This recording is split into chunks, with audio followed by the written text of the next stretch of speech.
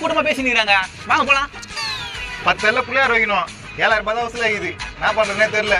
அப்போ சுண்டலுக்கு புளியா வரைக்கும் என்ன பண்றது? அப்ப அன்னதானம் அதுக்கு தானே நாங்க இருக்கிறோம். நான் பிரச்சனை சொல்லுங்க. விநாயகர் சதுர்த்திக்கு 10 இடத்துல விநாயகர் செலவு வைக்கணும். அதுக்கு வேற 7000 ரூபாய் தான் இருக்குது. 7000 ரூபாய். அந்த 7000 ரூபாய் என்கிட்ட குடியா. நான் உனக்கு 20 அடியில புளியார் வைக்கிறேன்.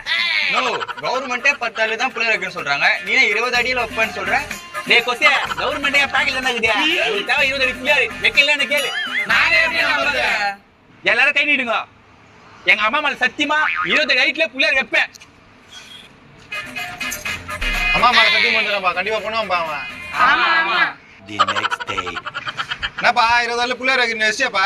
பின்ன வைக்காம இருப்பனா 20 அடி ஹைட்ல புளியார் சூப்பரா வச்சிக்கிறேன். அப்படியா? அப்ப சீக்கிரமா காட்டுப்பா. இதோ காட்டுறேன். என்னடா இங்க புள்ளியாரே